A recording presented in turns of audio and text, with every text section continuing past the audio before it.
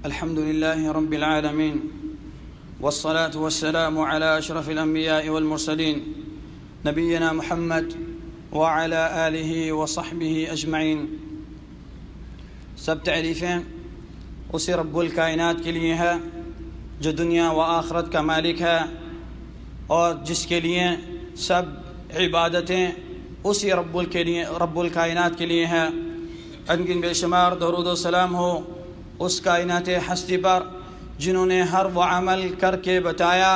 اور اپنی امت کو سکھا گئے جس سے انسان اللہ کا تقرب حاصل کر سکے. اللہ کی رحمت ہو ازواج مطہرات امہات المؤمنین پر، اصحاب پر، اولاد پر، اور ہر اس شخص پر جو خالص اللہ کی عبادت کرتا رہا، نبی کریم صلی اللہ علیہ وسلم کے بتائے ہوئے طریقوں کے اوپر چلتا رہا، اور یہی عمل اور یہی علم لوگوں کو آگے سکھاتا رہا. میرے عزیز محترم ساتھیوں، اللہ تعالی نے قرآن میں فرمایا قل ان صلاتي ونسكي ومحياي ومماتي لله رب العالمین. میرے عزیز محترم ساتھیوں، قربانی جو اللہ تعالی نے ان لوگوں کے اوپر فرض کی جو اس کی استطاعت رکھتا ہو، اور اسی طریقے سے جو عید الاضحیٰ کا دن ہے اس کے اوپر جو حاجی لوگ ہیں اور جو غیر حاجی ہیں ان دونوں کے لیے اللہ تعالیٰ نے یہ دن مبارک کیا، اور اس دن ان کو اس عظیم فریضے سے حکم دیا کہ وہ اس کو انجام دیں. میرے عزیز محترم ساتھیوں، یہ قربانی جو اللہ تعالیٰ نے مسلمانوں کے اوپر کی جو اس کی استطاعت رکھتے ہوں، یا اصل انسان کی قربانی جو ہے وہ اللہ تعالیٰ کا قرب حاصل کرنا ہے. اور اسی طریقے سے یہ انسان جو باقی عبادتیں اپنے جسم سے کرتا ہے، اپنے جسم کے اعضاء سے کرتا ہے، اپنی زبان سے کرتا ہے، لیکن اس عظیم کے لیے انسان کے دل کے اندر سے بھی انسان کی عبادت جو ہے وہ بھی اس میں شامل ہو جاتی ہے. میرے عزیز محترم ساتھیوں، قربانی ایک عظیم ترین عبادت ہے جو خالص اللہ تعالیٰ کے لیے کی جاتی ہے. جس طرح اللہ تعالیٰ نے حکم دیا اور فرمایا فَصَلِّ لِرَبِّكَ وَانْحَرْ، کہ نماز بھی اپنے رب کے لیے پڑھو اور یہ قربانی بھی اپنے رب کے لیے قربانی کرو. میرے عزیز محترم ساتھیوں، اسی طریقے سے اللہ تعالیٰ نے انسان کو الگ الگ مقامات پہ اوپر اس کرنے کا حکم دیا کہ جب انسان کے گھر ولادت ہوتی ہے تو وہ عقیقے کے طور پر اللہ کی راہ میں قربانی کرتا ہے، اور اگر وہ لڑکی کی صورت میں پیدا ہوتی ہے تو ایک، اور اگر لڑکے کی صورت میں پیدا ہوتی ہے تو 2 بکرے اس کے اوپر ذبح کرتا ہے. میرے عزیز محترم ساتھیوں، اسی طریقے سے اگر کوئی انسان اللہ کا تقرب زیادہ حاصل کرنا چاہتا ہے تو وہ صدقے کے طور کے اوپر دیتا ہے. اور اس طرح جو لوگ حج کے اوپر ہوتے ہیں، حج تمتع و قران کر رہے ہوتے ہیں، تب بھی وہ اللہ کے لیے یہ قربانی کو ذبح کرتے ہیں. اور اسی طریقے سے جو حج کے اوپر نہیں جا سکے اور اللہ تعالیٰ نے ان کو استطاعت دی تو وہ اللہ کے لیے یہ قربانی کرتے ہیں تاکہ وہ اس کا قرب حاصل کر لیں. میرے عزیز محترم ساتھیوں، اس طرح فرمایا قل ان صلاتی، کہہ دیجئے ان صلاتی کہ میری نماز، ونسکی اور میرا قربانی کرنا، ومحیایا ومماتی اور میری زندگی اور میرا مرنا، للہ رب العالمین، یہ صرف ایک اللہ کے لیے ہے. میرے عزیز محترم ساتھیوں، ہمارے معاشرے کے اندر بہت سے لوگ ایسے پائے گئے کہ جن کو اللہ تعالیٰ نے استطاعت دی لیکن اس کے باوجود بھی وہ اس سے محروم رہے، یہ اجر عظیم پانے سے محروم رہے، اللہ کا تقرب حاصل کرنے سے محروم رہ گئے. اور اسی طرح انہوں نے اپنی دنیا کو، جو ان کی دنیا تھی، جو ایک امتحان تھی، جو دنیا کے اندر اپنے درجات کو بلند کرنے تھے، وہ وقت کو، وہ اوقات کو انہوں نے ضائع کر دیا، اور اسی کے ساتھ ساتھ ان کی دنیا بھی اور آخرت بھی ضائع ہو گئی. میرے عزیز محترم ساتھیوں، دوسرے طبقے کے لوگ جو قربانی تو کرتے ہیں لیکن افسوس کہ قربانی للہ رب العالمین کے لیے نہیں بلکہ ان کی قربانی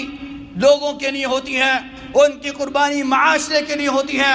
ان کی قربانی کا مقصد اللہ کا تقرب حاصل کرنا نہیں بلکہ ان کے دلوں اور دماغ میں یہ ہوتا ہے کہ ہمارے گاؤں میں، ہمارے خاندان میں، ہمارے شہر میں سب سے مہنگی قربانی اور سب سے عظیم قربانی ہماری ہو تاکہ ہمارا نام اس میں ہو۔ میرے عزیز محترم ساتھیو، امام بخاری رحمہ اللہ نے جب اپنی کتاب لکھی صحیح بخاری، ابتدا کتاب کی جو کی وہ کتاب سے یہ کی، اس میں جو حدیث لکھی جس میں علماء کہتے ہیں کہ اگر 4 حدیثیں ہو جاتی تو یہی دین کے لیے بس کافی تھی۔ اور پہلی حدیث جو یہ ہے انما الاعمال بالنیات، کہ انسان کے سارے اعمالوں کا دار و مدار اس کی نیت کے اوپر ہے۔ اگر اس کی نیت صحیح ہے تو اس کا اعمال بھی صحیح، لیکن اگر اس کی نیت، اس کے حج، اس کے عمرے، اس کے روزے، اس کی نمازیں، یہ ساری کی ساری چیزیں اگر دنیا کو دکھانے کے لیے تھی تو پھر اس سے کوئی فائدہ حاصل نہیں ہوا، اور حقیقتاً اور اکثر مقصد یہ تھا بھی نہیں۔ اور اگر یہ مقصد اس کا رہا کہ میں یہ قربانی جو ذبح کر رہا ہوں یہ اللہ کا تقرب حاصل کرنے کے لیے، یہ نماز، یہ روزہ، یہ حج، یہ زکوٰۃ، یہ ساری کی ساری چیزیں اللہ کا تقرب حاصل کرنے کے لیے، تو پھر یہ آپ کی قبول اللہ کے پاس کی جائیں گی۔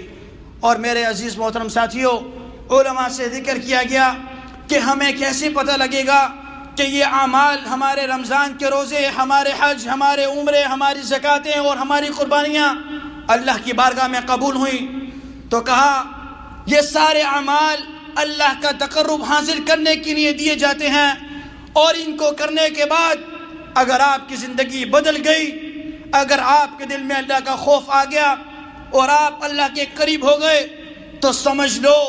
کہ یہ نماز، یہ روزہ، یہ حج، یہ زکوٰۃ، یہ قربانی اللہ کے پاس قبول ہو گئی۔ اور حقیقتاً کہ متعدد عمرے، حج کرنے کے باوجود، یہ قربانی کرنے کے باوجود بھی، اور روزے کثرت سے رکھنے کے باوجود بھی، لیکن ہمارے دلوں کے اندر اللہ کا تقرب نہیں آ رہا اور نہ ہی ہمیں اس سے ڈر لگ رہا ہے۔ اور اسی طریقے سے یہ قرآن کی متعدد تلاوتیں جو سنتے ہیں لیکن تدبر، خشوع، خضوع ہمارے دلوں میں پیدا نہیں ہوتا، اور نہ ہی ہمیں ڈر لگتا ہے۔ حالانکہ اسی کے بارے میں فرمایا کہ لو انزلنا هذا القرآن على جبل لرأيته خاشعا متصدعا من خشية الله، کہ اگر یہ قرآن یہ پہاڑوں پہ نازل کیا جاتا تو یہ اللہ کی خشیت سے ریزہ ریزہ ہو جاتے، جس کو توڑنے کے لیے سالوں سال لگ جاتے ہیں اور بڑی سے بڑی مشینوں کا استعمال کرنا پڑتا ہے۔ میرے عزیز محترم ساتھیوں، وہی حال ہمارا حال ہے کہ ہمیں نہ ہی یہ قرآن تاثر کر رہا ہے اور نہ ہی اس طرح یہ روزے، نمازیں، حج، عمرے اور اس طرح کی چیزیں اور اللہ کی قربانی بھی۔ میرے عزیز محترم ساتھیوں، یہ سارے کے سارے اعمال جو انسان ابتدا سے لے کے اس کی زندگی کے انتہا تک کرتا ہے، یہ اس لیے نہیں کرتا اور نہ ہی اس نے کرنے چاہیے کہ تاکہ لوگ اس کو عابد کہیں، فقیہ کہیں، یا اس کو کہیں کہ یہ سخی ہے، یا یہ بہترین سے بہترین قربانی دیتا ہے، یا اس نے حج کیے ہوئے تو اس کا نام حاجی رکھ دیا جائے، بلکہ یہ سارے کے سارے اعمال انسان اللہ کا تقرب حاصل کرتا ہے۔ اگر وہ یہ تقرب حاصل کر لے تو یقین جانیں کہ اس کی ختام المسک ہو، آخری لمحات جو اس دنیا سے رخصت ہونے والے ہوں، سکرات الموت کا وقت ہو، تو اس کو اللہ تعالی آسانی پیدا فرمائے اور اس کے کلمہ نصیب کرے۔ اسی بنا کے اوپر اس کو اپنی پوری زندگی عمل کرنے چاہیے۔ اور اسی کے ساتھ ساتھ انسان اتنی گرمی کے اوپر اس زمین کے اوپر نہیں رہ سکتا، تو سوچیں کہ اس زمین کے نیچے کیا حال ہوگا۔ میرے عزیز محترم ساتھیوں، جب تک ہم اس زمین کے اوپر ہیں تو ہمارے پاس اللہ تعالی نے فرصت دی کہ ہم نیک اعمال کر کے اس کا تقرب حاصل کر لیں اور اس کو راضی کر لیں۔ آج تو ہم کمروں کے اندر، اے سیوں میں، ٹھنڈک میں رہ کے اپنے جسم کو آرام اور سکون دے سکتے ہیں، لیکن اس زمین کے نیچے قبر کے اندر اگر کوئی چیز سکون آرام دے گی تو وہ آپ کے نیک اعمال دیں گے جو خالص صرف اللہ کا تقرب حاصل کرنے کے لیے کیے گئے ہوں گے۔ اور اسی طریقے سے یہ حال تو دنیا کا ہے، قیامت کے دن کا حال اس سے بھی بدتر اور بہتر ہوگا۔ جو سورج آج آسمان کے اوپر کتنی دور ہے، یہ پہلے آسمان کے اوپر ہوگا۔ اتنی دور سورج تو انسان برداشت نہیں کر سکا، لیکن جب یہی حال قیامت کے دن ہوگا اور سورج انسان کے سروں کے اوپر ہوگا تو اس وقت انسان کا کیا حال ہوگا۔ لیکن اگر وہی اعمال اس نے اللہ کا تقرب حاصل کرنے کے لیے کیا اور اللہ کو راضی کر لیا تو اس دن اللہ تعالیٰ ان لوگوں میں شمار کریں گے جو عرش کے سائے کے تلے ہوں گے، جب کوئی سائے نہیں ہوگا سوائے اللہ کے عرش کا۔ میرے عزیز محترم ساتھیو، انسان کو پیاس لگتی ہے تو ٹھنڈا پانی نصیب ہو جاتا ہے اتنی دور سورج ہونے کے باوجود بھی، لیکن قیامت کے دن جب سورج بھی قریب ہوگا تو جو لوگ اللہ کا تقرب حاصل کرنے کے لیے، اللہ کی رضامندی کے لیے زندگی بسر کرتے رہے، ان کو حوض کوثر کا پانی نصیب ہوگا۔ اور اس طرح ان کے لیے اللہ تعالیٰ نے انعام کیا کہ وہ لوگ مع النبیین والصدیقین والشہداء والصالحین کے ساتھ جنت میں داخل ہوں گے بغیر حساب اور بغیر عذاب کے۔ میرے عزیز محترم ساتھیو، حقیقتاً انسان کی اس دنیا میں آنے کا مقصد یہ نہیں کہ اس کا نام ہو۔ بہت سے لوگ ایسے ہیں جو اس دنیا میں مشہور ہیں لیکن آسمان پہ مشہور نہیں ہیں، لیکن بہت سے لوگ ایسے تھے جو دنیا میں مشہور نہیں تھے لیکن آسمان پہ معروف اور مشہور تھے۔ ان کے اس دنیا سے رخصت ہو جانے کے بعد اللہ تعالیٰ کا عرش ہل گیا، اتنے معروف تھے۔ میرے عزیز محترم ساتھیوں، ایسے لوگ تھے جنہوں نے جب جہاد کا اعلان سنا تو شادی ہوئی اور ابھی جنابت کی حالت میں تھے اور غسل کرنا بھی نہیں گوارا کیا اور جہاد کے لیے نکل گئے، اور پھر اللہ تعالیٰ نے ان کو شہادت نصیب دی، اور پھر آسمان سے اللہ تعالیٰ نے فرشتے نازل کیے جنہوں نے ان کو غسل دیا۔ یہ اعمال جو ان کے تھے وہ کیوں تھے؟ وہ خالص اللہ کے لیے تھے، اللہ کا تقرب حاصل کرنے کے لیے تھے۔ اسی بنا کے اوپر جب وہ اللہ کا تقرب حاصل ہر جگہ کرنے کے لیے رہتے تھے تو انہی کو جنت کی بشارت بھی دنیا ہی میں دے دی گئی۔ میرے عزیز محترم ساتھیوں، میں اللہ سے دعا کرتا ہوں کہ وہ ہم سب کو